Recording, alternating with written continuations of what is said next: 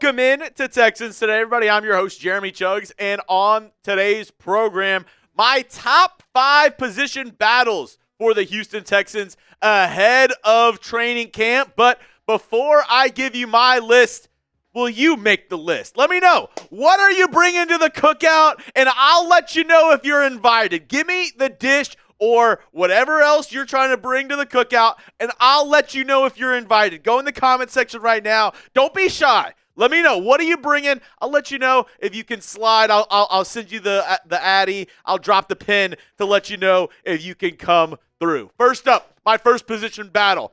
Wide receiver 2/3. I was going to go with wide receiver 3, but at the same time, I think there's a little battle for wide receiver 2 as well. And the top candidates for this battle, Jayden Higgins, the 34th overall selection in the 2025 NFL draft out of Iowa State, has been impressing. Very big athlete and very fluid mover for his size, almost 6'5", and he looks like he just runs like a gazelle out there. He could be in line to be the number 2. Right behind Nico Collins, also his teammate from Iowa State, who the Texans selected in round 3, Jaylin Noel. He could find himself maybe in that wide receiver 3, maybe even in that wide receiver 2 battle to get those, second-hand looks past Nico Collins. And then the guy the Texans traded for this offseason, a 7th-round pick sent to the Jacksonville Jaguars for Christian Kirk. He could maybe even slide in for that wide receiver 2, wide receiver 3. If he's not wide receiver 2, I could see Kirk being the wide receiver 3. But the dark horse candidate in all of this, John Mechie. Everybody wants the Texans to trade him away. Everybody's begging and pleading the Texans to trade away John Mechie. But he could still be playing for Houston for one more season and find himself a nice little role where he could maybe help out the Texans at some point, their offense throughout the 2025 campaign. Here's the Texans depth chart as it stands right now, and really everything behind wide receiver 1 is kind of murky for me. I have Higgins slotted in as the wide receiver 2 right now, Jaylin Noel as the wide receiver 3, and Christian Kirk as wide receiver 4. But honestly, everything behind Nico is a big question mark in my book. Now, I'm not worried about the production behind Nico. Hot take, this wide receiver room overall might be better than the wide receiver room last year, but you never know. I have a quick question for you folks at home, though. I want you to predict it. Behind Nico Collins, who do you think will be second on this team in receptions for 2025? Drop your prediction down in the comment section. Is it one of the rookies? Is it Christian Kirk?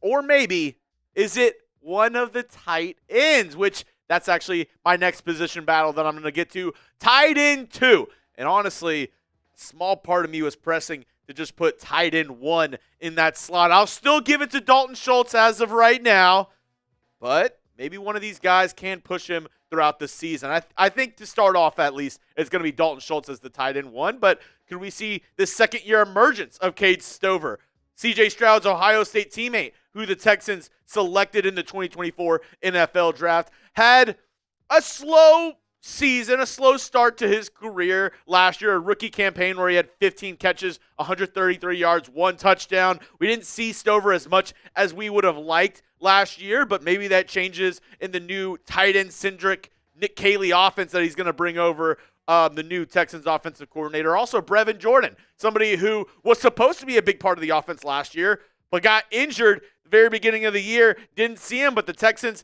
they had enough confidence, had enough faith in Brevin Jordan, what they'd seen over the past, 2-3 years with him, that they went ahead and signed him to a 1-year extension, even though he was injured throughout last year. And then the 7th-round pick from this year, Todd McShay's number 1 pick from the 7th round was Luke Lachey, who the Texans drafted out of Iowa, the tight end factory, even though he doesn't have a lot of production, even though he's not a, guy who highlight reel, everybody's going to love from college, could surprise a lot of people with how Nick Caley uses him this offseason. And as I said, Dalton Schultz, I still have him as the tight end 1.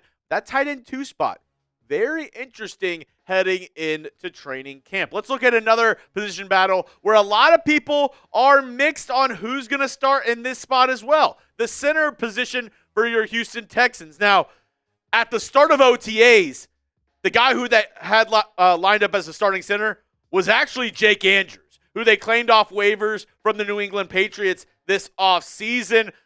Played college football with current Texans O-line coach Cole Popovich as his offensive line coach, so he has some continuity there. Does he have the inside track to be your starting center in 2025? Could it be Scruggs, who they spent a second-round pick out of Penn State last year, and really the past 2 years has been bouncing around between, guard, center, snip, snap, snip, snap, snip, snap, Ray Allen style. He's been going back and forth. And then also a, fan favorite and a crowd favorite, Jarrett Patterson, who the Texans drafted late in the 2024 NFL draft out of Notre Dame. 10 games played, 3 sacks allowed last year. A lot of people think he's the best option to be the Texans starting center. Crystal ball time, though. Predict it. Who do you think will be the starting center out of those 3 guys? Jake Andrews, Scruggs, or Jarrett Patterson? Drop your prediction down below in the comment section. I'm going to have y'all get active in the comment section in today's program. Let's look at the next position battle.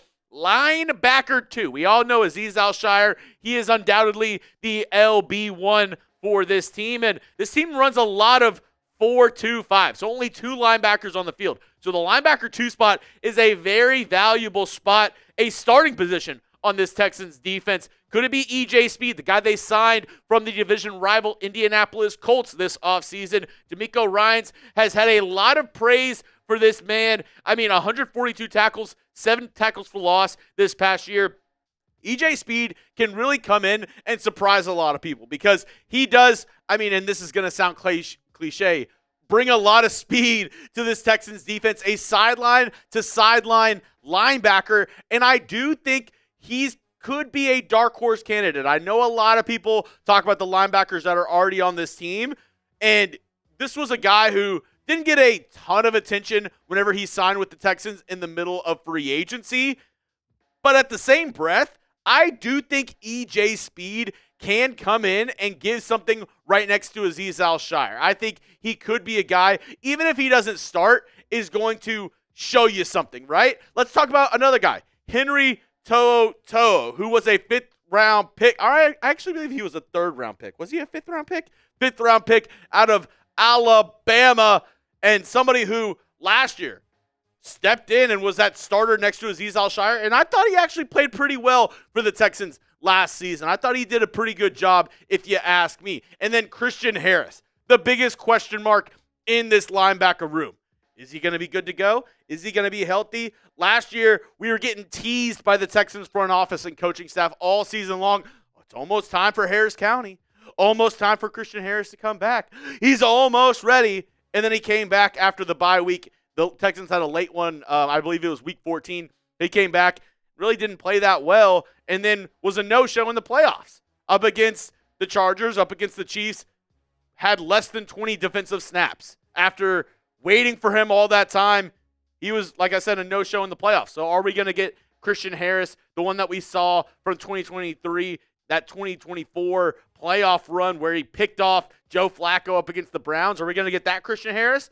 Or are we going to get the guy who is often injured and we don't really see him on the field that much? Coming up in just a moment, the biggest position battle I'll be looking at training camp. Before we do, Father's Day right around the corner, and I've said it before, I said it again. Don't be that schmuck who waits the day before Father's Day and ends up getting him a Hershey bar and a hammer. That's not what your dad wants. He doesn't want that. Producer Cooperstein, he doesn't want that. Your dad deserves better. Get him one of these Texans cool, something for his garage, maybe a t-shirt. They have a ton of different items over there. Go get it right now, and a little peace of mind. You don't have to worry about it later on. Just go to chatsports.com/TexansDad. That link will be in the comment section and description of today's video. Don't be like Producer Coop. Don't get your dad a wrench and a baby Ruth. He doesn't want that. Get him a cool Texans jersey. Get him something for his garage. Get him something cool that he'll actually enjoy for Father's Day. All right, the top position battle, right tackle. And this one's a little bit of a doozy because I've been how do I put this lightly?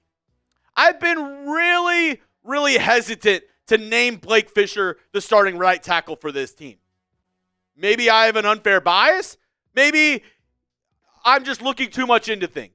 But I don't necessarily trust Blake Fisher to just be like, you know what, you're the starting right tackle week 1. I'm not there yet.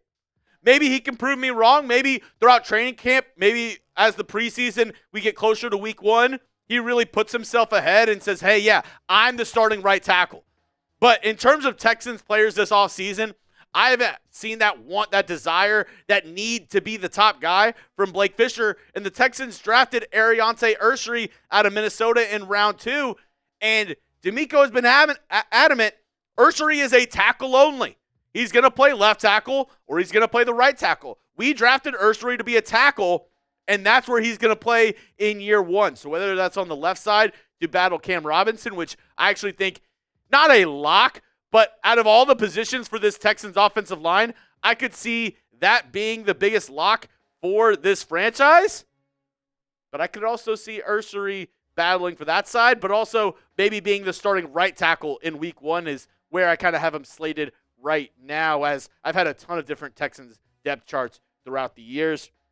Not throughout the years, throughout the weeks as we are just right in the middle of the offseason. Speaking of the offseason, I'll bring you videos all throughout it, all offseason long, going into the regular season, throughout the regular season, fun watch parties, the latest Texans news and rumors. So make sure you stay locked in. You can follow me on Twitter at Jeremy Chuggs. And if you made it to the end of today's video, make sure you hit that sub button for daily Texans content all year long. 100% free. I'm not behind a paywall. You don't have to pay anything to watch my content.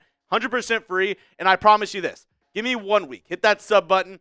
Let me prove to you why this is the #1 Texans channel here on YouTube. If you don't like it in a week, you can unsubscribe. Give me just that 1 week. Give me 1 week to prove to you why we are #1 for Texans news and rumors content.